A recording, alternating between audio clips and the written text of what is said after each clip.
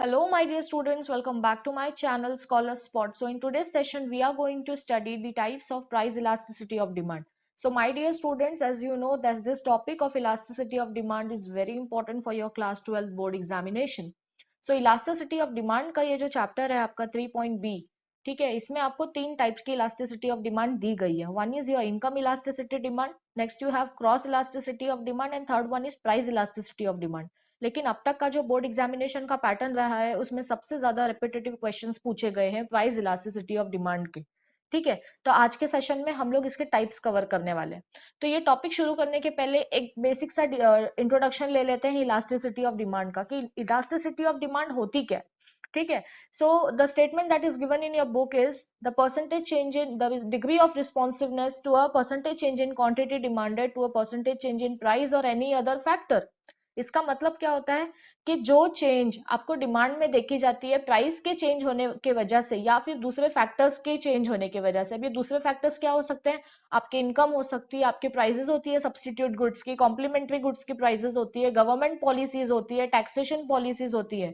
ठीक है, ये सारी चीजों का अल्टीमेट इफेक्ट डिमांड पे मार्केट में ऑब्जर्व किया जाता है. ठीक है, तो जो भी चेंज हो रहा है डिमांड में प्राइस या कोई और फैक्टर के वजह से उसे हम बोलते हैं इलास्टिसिटी ऑफ डिमांड. ठीक है, जो ये डिग्री ऑफ रिस्पॉन्सिवनेस है कि मतलब कितना ये चेंज हो रहा है, कितना डिमांड चेंज हो रहा है अदर फैक्टर्स या प्राइस के चेंज होने पर, उसे हम कहते हैं इलास्टिसिटी ऑफ डिमांड. ठीक है, तो अब प्राइस इलास्टिसिटी ऑफ डिमांड में क्या होता है, ये टाइप में हम लोग सिंपली पढ़ने वाले हैं कि प्राइस के चेंज होने की वजह से आपका डिमांड में कितना चेंज आता है. मतलब आप जितना प्राइस चेंज कर रहे हो, प्राइस को बढ़ा रहे हो या प्राइस को कम कर रहे हो, तो उस वजह से डिमांड में कितना चेंज देखने को मिल रहा है वो हम इस टॉपिक में पढ़ने वाले हैं, जिसे हमने कहा है types of price elasticity of demand. So basically there are 5 types. We have perfectly elastic demand, we have perfectly inelastic demand, we have unitary demand, we have relatively elastic demand and then we have relatively inelastic demand. तो अब इसको समझने के लिए, ये सारे types को समझने के लिए हमें ये देखना है कि ये जो दो वर्ड्स है इलास्टिक डिमांड और इन इलास्टिक डिमांड, इसका मीनिंग क्या होता है. सो इलास्टिक का मतलब होता है चेंजेस. ठीक है, बहुत सारा चेंज देखने को मिलता है. और इन इलास्टिक का मतलब होता है नो चेंज और जीरो चेंज. ठीक है, मतलब इलास्टिक डिमांड जब भी आपको देखने को मिलेगा तो वहां पर आप बोलोगे कि कुछ ना कुछ चेंज आ रहा है. और इन इलास्टिक में क्या होता है, या तो चेंज नहीं होगा या फिर बहुत ही स्लाइटली चेंज होगा. समझ आया. तो ये आपको समझ गया होगा इलास्टिक डिमांड और inelastic demand. Elastic means changes observe, inelastic means no changes observe. Okay, so now let us start with this first one, perfectly elastic demand. और इसका symbolical representation है ED is equal to infinity.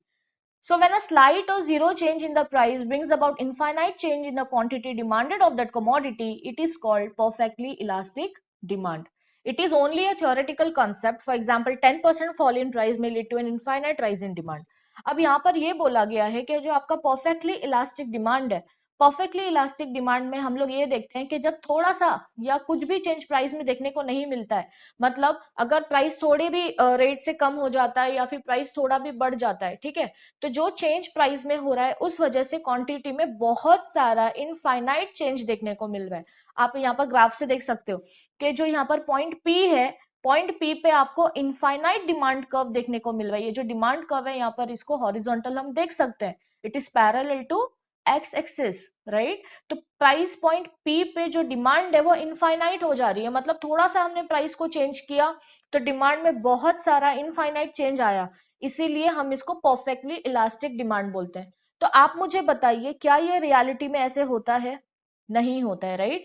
हम लोग ये देखते हैं कि हाँ प्राइस कम हो रहा है तो उसका कुछ नेग्लिजिबल इफेक्ट होगा डिमांड पे, एकदम से वो पूरा इनफाइनाइट डिमांड की ओर नहीं जाएगा. इसके लिए ये सिर्फ थ्योरी है, ये सिर्फ एक थियोरेटिकल कॉन्सेप्ट है, रियलिटी में ये एग्जिस्ट नहीं करता है. ठीक है, so I hope you have understood this perfectly elastic demand. Perfectly elastic demand का मीनिंग क्या है कि जब प्राइस चेंज की वजह से आपको इनफाइनाइट चेंज देखने को मिलता है. इनफाइनाइट का मतलब क्या होता है, जिसे हम कैलकुलेट नहीं कर सकते, इतना सारा चेंज देखने को मिलता है क्वांटिटी डिमांड में, तो वो होगा आपका परफेक्टली इलास्टिक डिमांड. और इसका symbolical representation कैसा होता है, ED is equal to infinity. Okay, and the demand curve is parallel to x axis. Is this clear? Next we have perfectly inelastic demand. As I told you, inelastic means what? zero change, right? So when a percentage change in price has no effect on the quantity demand of a commodity, it is called as perfectly inelastic demand. तो जब price के किसी change की वजह से quantity demand पे कोई भी चेंज नहीं देखने को मिलता है, तो वो होगा आपका परफेक्टली इनइलास्टिक डिमांड। जैसे कि यहाँ बोला है कि 20% अगर प्राइस कम हो रहा है तो उसका डिमांड पे कोई भी असर नहीं है, ठीक है। So when the price change has no effect on the quantity demanded, it is called as perfectly inelastic demand. And here you can see in this graph as well, at price point P, the demand curve was vertical. P1 और P2 पे भी आप देखो क्या कोई change हो रहा है, नहीं हो रहा है, तो यहाँ पर इसका सिंबॉलिकल रिप्रेजेंटेशन क्या हो जाएगा, ED is equal to 0. Is this clear? So here in this perfectly inelastic demand curve, you have the demand curve as a vertical straight line which is parallel to the y-axis, and it is indicating what? It is indicating perfectly inelastic demand. Perfectly elastic में क्या पढ़ा, price change की वजह से quantity में बहुत सारा change देखने को मिलता है, इनफाइनाइट चेंज देखने को मिलता है। और परफेक्टली इनइलास्टिक में क्या हो रहा है, प्राइस चेंज की वजह से जीरो इफेक्ट है, किस पर, डिमांड पर, ठीक है। तो वो होगा आपका परफेक्टली इलास्टिक डिमांड और ये होगा आपका परफेक्टली इनइलास्टिक डिमांड। उसका सिंबॉलिकल रिप्रेजेंटेशन है ED is equal to infinity, और यहां पर इसका रिप्रेजेंटेशन होता है ईडी इज इक्वल टू 0, ठीक है। अभी थर्ड पॉइंट देख लेते हैं, यहाँ पर थर्ड टाइप है आपका unitary elastic demand. So here, when a percentage change in price leads to a proportionate change in quantity demanded, then demand is said to be unitary elastic. इसका meaning होता है जब जो भी चेंज हो रहा है प्राइस में उतना इक्विवेलेंट चेंज होता है आपका क्वांटिटी डिमांड में, तो वो कहा जाएगा यूनिटरी इलास्टिक डिमांड। मतलब जितना प्राइस चेंज हो रहा है उतना ही आपका डिमांड चेंज हो रहा है, उतनी ही क्वांटिटी डिमांड में सेम वेरिएशन आ रहा है, ठीक है। तो दोनों भी अगर इक्वली है, डिमांड भी और प्राइस चेंज भी, तो वो होगा आपका यूनिटरी इलास्टिक डिमांड। और इसको सिंबॉलिकली हम रिप्रेजेंट करते हैं ईडी इज इक्वल टू 1, ठीक है। तो यहाँ पर देख सकते हो when 50% fall in price of a commodity leads to 50% rise in quantity demanded, it is said to be unitary elastic demand, ठीक है। तो आपको पता है जैसे प्राइस और क्वांटिटी डिमांड में कैसा रिलेशनशिप होता है, इनवर्स रिलेशनशिप होता है, ठीक है। एक बढ़ेगा तो दूसरा घटेगा, समझ आया। इसीलिए जब यहाँ पर 50% फॉल प्राइस में हो रहा है तो डिमांड में 50% राइज देखने को मिल रहा है, समझ आया। तो यहाँ पर ग्राफ में आप देखो P1 प्राइस P पे डिमांड कितना था, D, P1 से कितना हो गया, D पे है, लेकिन क्वांटिटी Q से Q1 पे चली गई है, DD हमारा डिमांड कर्व है, ठीक है। तो प्राइस P पे आपका क्वांटिटी डिमांड Q था, P1 पे आपका क्वांटिटी डिमांड Q1 हो गया है। तो आप देख रहे हो कि इक्वल चेंज है, सेम चेंज हो रहा है, ठीक है। Is it, that is why we have ED is equal to 1 and this is called as unitary elastic demand. अब यहाँ पर इसका slope of demand curve is what, a rectangular hyperbola, clear? So now we have the fourth type, relatively elastic demand. Relatively elastic demand का मतलब होता है more, ठीक है, comparatively more, जितना प्राइस में चेंज हो रहा है उसके कंपैरिजन में थोड़ा सा ज्यादा जब डिमांड में चेंज आता है तो हम उसको बोलते हैं रिलेटिवली इलास्टिक डिमांड। इसीलिए यहाँ पर हमने इसका सिंबॉलिकल रिप्रेजेंटेशन भी कैसा लिया हुआ है, ED is greater to 1, ED is greater than 1, clear? So when a percentage change in price, just a second,